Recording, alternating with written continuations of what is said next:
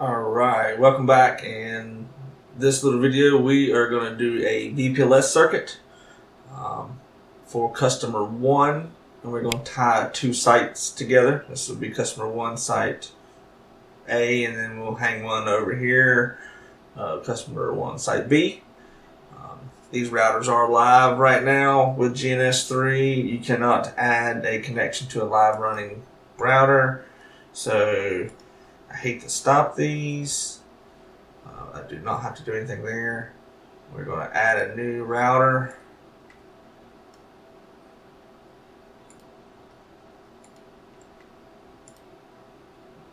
Ether 4 to Ether 1.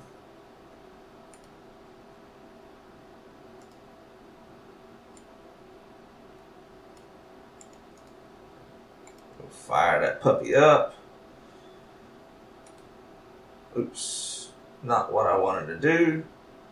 But while we're in here, you can see we're waiting. We're waiting on my remote server to get it up and going. We're using 64 megs of RAM. We're using VirtIO because it is a Linux server, and I do have VirtIO. I actually have the KVM package running, so VirtIO is native. Network, we are using VirtIO Net PCI, so it's para-virtualized. We got 5 adapters. Nothing crazy over here. Something I haven't shown on any of the videos that I just thought about is the way the this is really wrong. It says name.0.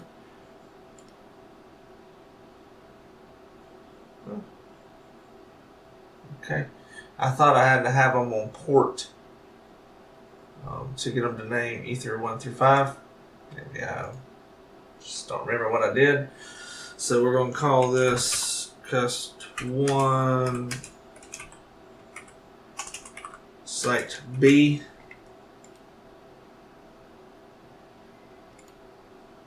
I'm doing this completely unscripted. Just I thought about it, and we should just do a video while I was in the office. Alright, so what we're going to do is we're going to make a MPLS network between Site B and Site A. It will use the internet of Site A to get out. So one place firewall rules, corporate style network, hang a bunch of sites together, pay for transport, and only one actually uplink. So let's get started here on Site A. Its router is already in. Excuse me. That's customer 1. So it is here. What we are going to do is make sure I don't have any legacy hoopla in here, which I did. So do I still have a loopback address? I do have a loopback address. I got 2 bridges. I'm not going to need this second bridge because this is a managed MPLS network down to the customer. So the first thing we're going to do is turn on dynamic routing.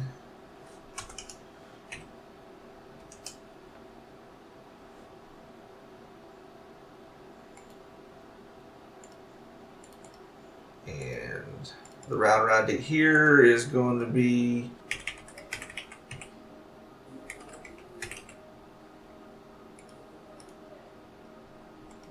turn on MPLS, which is enable some LDP settings. This in here was left over from some testing from the other night. So I probably should turn on loop detect, because that probably would have fixed me the other night. What we definitely want to do is, while I'm thinking about this, our instances. We'll turn on the backbone and we'll set this as loopback.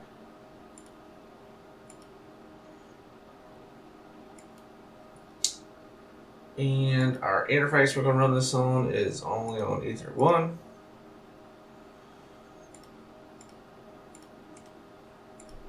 So we have none of that.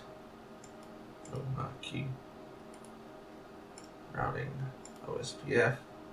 We have interfaces up because the backbone is down. There's a broadcast, it's waiting. It has a neighbor, it came up. In a second, it should have routes.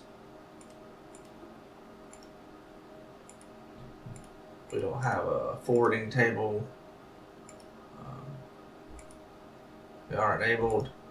It's on an interface, but the LER that connects to customer 1 site A connects to the LER on Ether 4. The LER does not have MPLS enabled on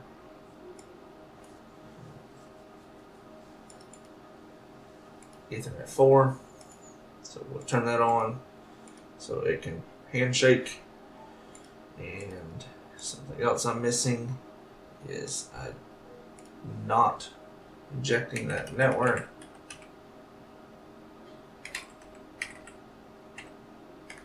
Single address.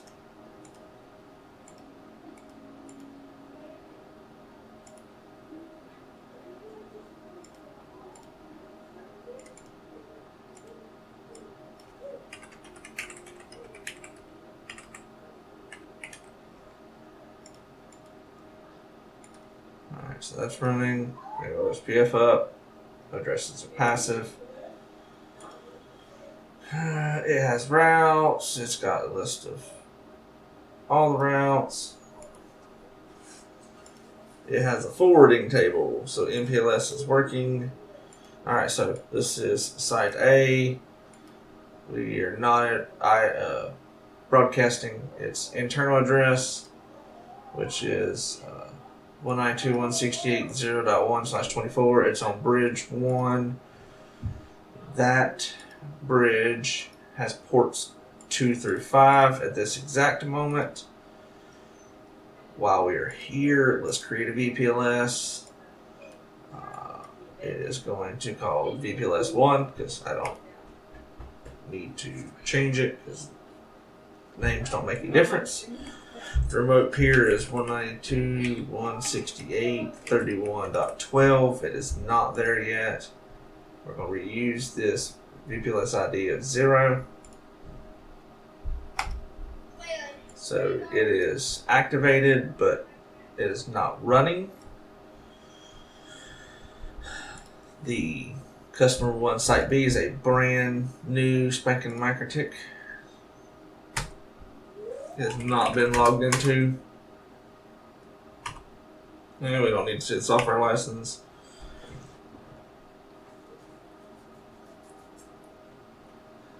So I don't need to be here yet. We need to go to the LER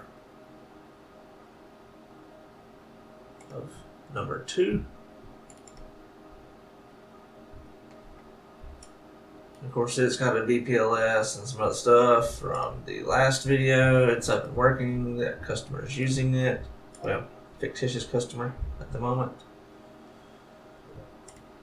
So, customer 1, site B connects to LER on Ether 4.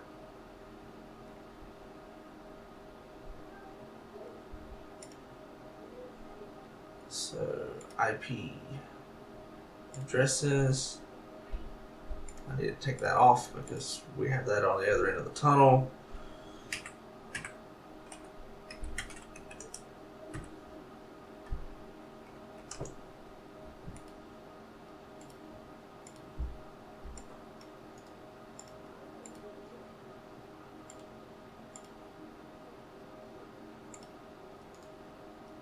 Here I'm putting OSPF in.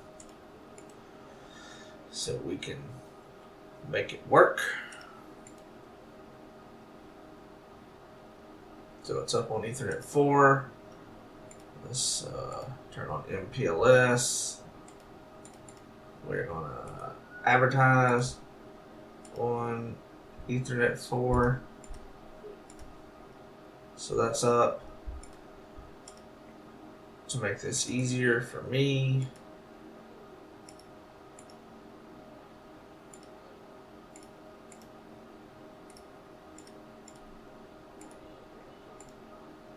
I'm going to put a DHCP address on Ethernet 4.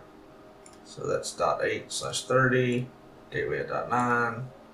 10 is the address we're hanging out, the DNS server of my physical router. And alright, so site B will get an address. So it is IP DHCP client set number 0 because it's the default. And I showed you how to find this in a previous video if you don't know how to do that. Disabled equals no. Don't know why it's enabled equals yes or no, but if it's disabled. So we have an address, which means I can get to it from Winbox.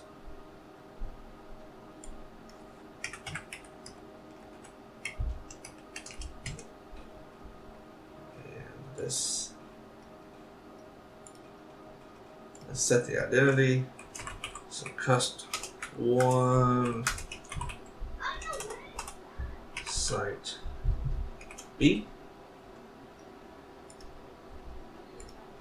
Let's make a bridge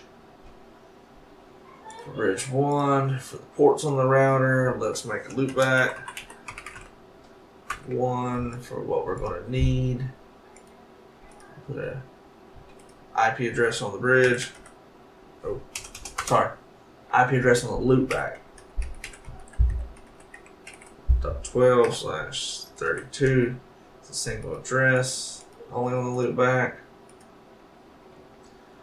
We are going to go to routing, OSPF, IDs, we're going to turn on, backbone, loopback 1, set the routing ID,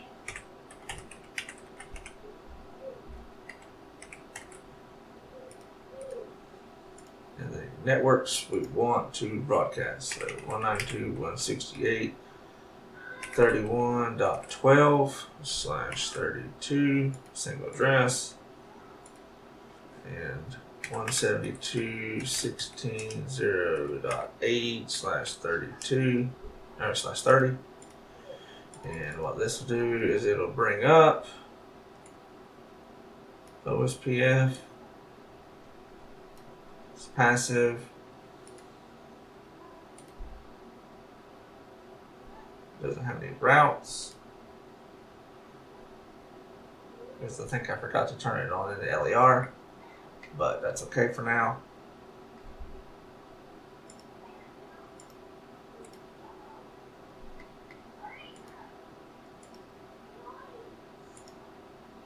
Oh, I put it in there.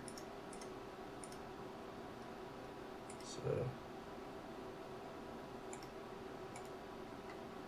get into the right router. So we don't need a loop back. We don't need this up. Okay, it just took a second. It got routes. Make sure. Yep, we got all the routes from the test environment. So now we will turn on the MPLS.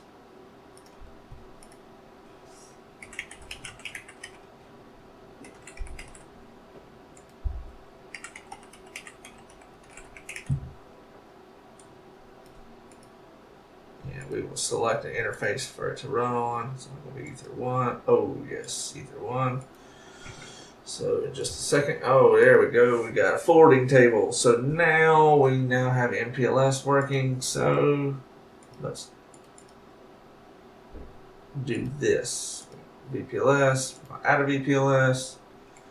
For remote here is the loop back address on the other router, which is 11. VPLS ID is 0. Boom. It's registered. So now what we're going to do is, because this is a slave site, so we're going to put ether 2 in the bridge and 3 in the bridge, 4 in the bridge, and 5 in the bridge.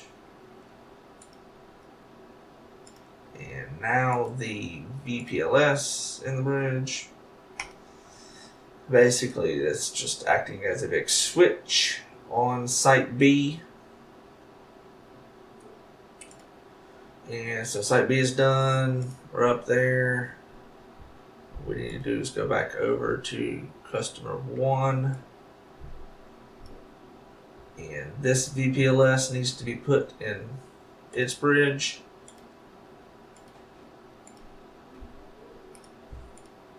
Alright, so it's in a root port, it's registered.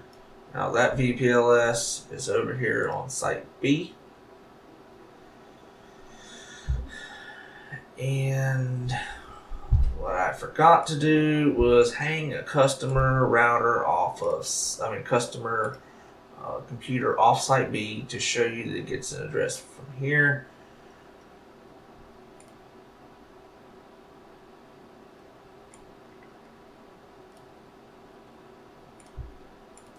Almost sure you can't do this.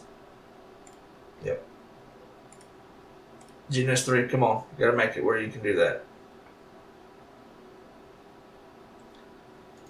Let's stop that.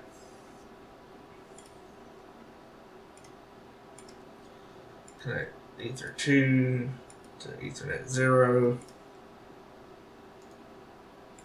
We're gonna start this.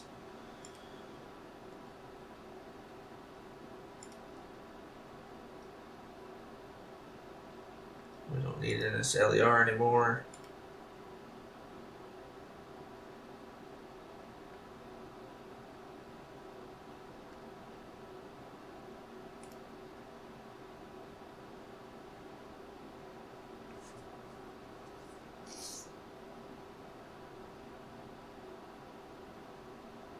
We're just alright, so that other one came up, it's back in the bridge, it's good. So this particular computer here, let's start it. This is just a computer on a network. All it gives you is a console connection. Type DHCP. It took a second. Normally spells Dora first, but it put an extra D in there, so it definitely took a little bit longer. So let's do ping 192.168. I don't even know if this one's running. So now I have 2 in the console.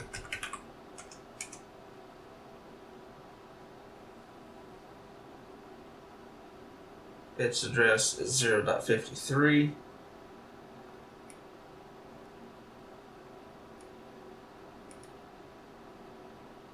This one's 54.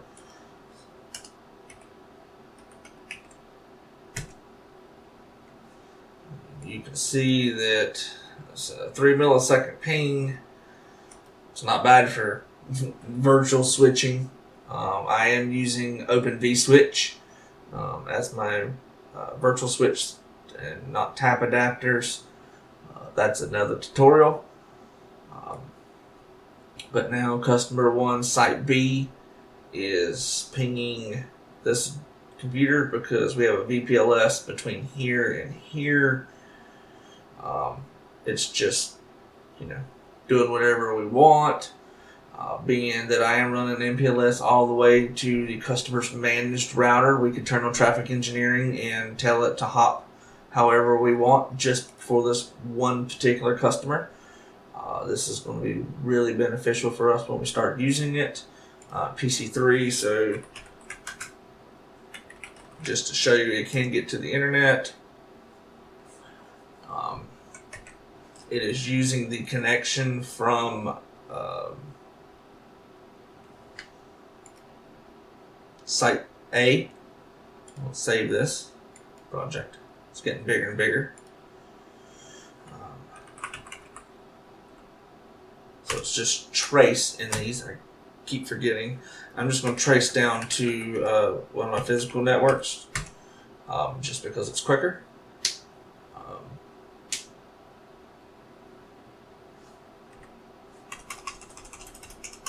I think it didn't know what to do with it.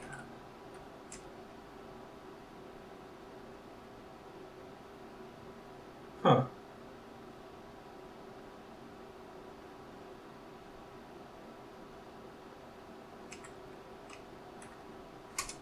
I can ping it.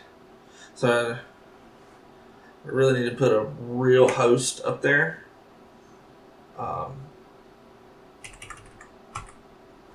So I can put a computer up on that network and see what it really does. It might just be that trace routes being something funky. This is site B. I mean, it's just a bridge to site A. So I got NAT turned on, masquerading the out interface.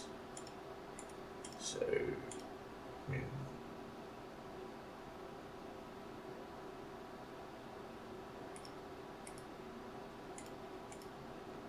not quite sure.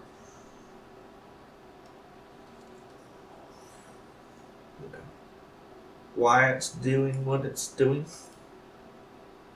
and not showing.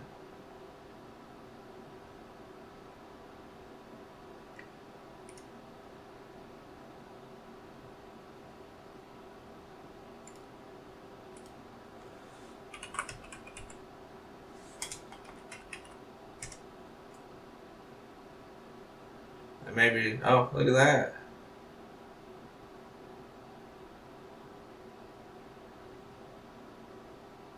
That's on site A's router is having problems tracing out. Which would mean why site B is having problems tracing out. It's tracing out. I don't know what the heck.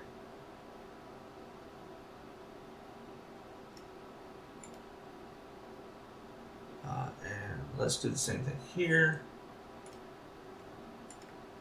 Except we're going to select the interface to trace on. I believe this will work.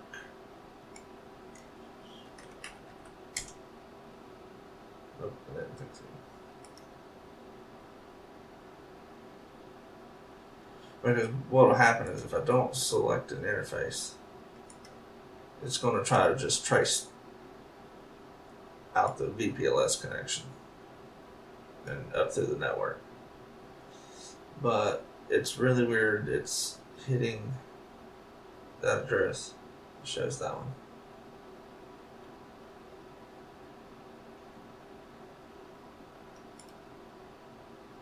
So maybe we should do source address of, oh, well, the router, you know what, the router does not have a private address. So we can really screw some stuff up and put a DHCP client on the bridge with no default route. Alright, so now I got a 192 address. I mean, that's on the other network. So that's still doing that. So source address we want to use is 192.168.0.252. I think is what we got. Yep. Can't do that either. Can't do that either.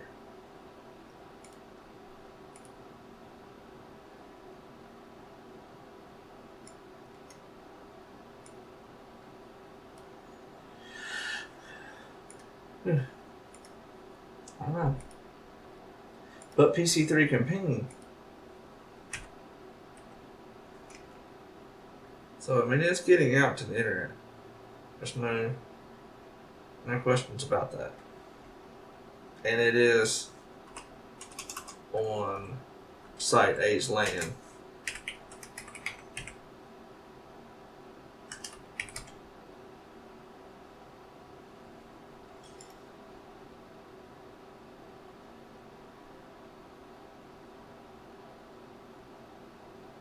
And so what we really would do for this customer here, because if they were, there's no masquerading, so they shouldn't be able to ping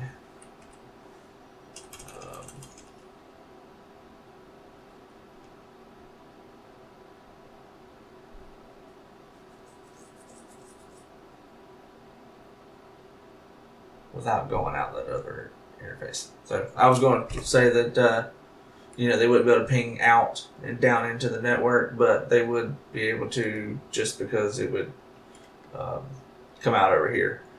So it's on the internet. The VPC is running between here, well, between Site A and Site B. It's up. Status is up.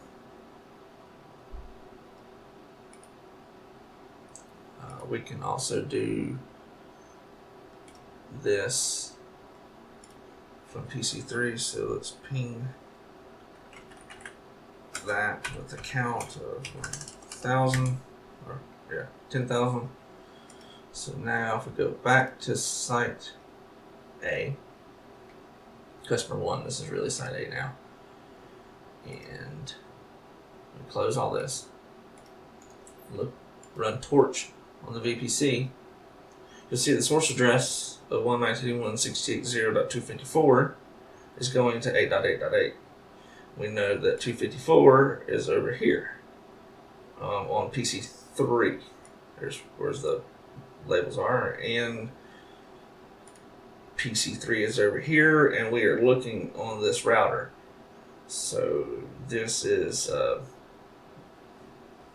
VPLS for 2 corporate networks, or 1 corporate network, 2 sites, and we could enable traffic engineering because we are talking MPLS all the way up. These are managed routers for this corporate site.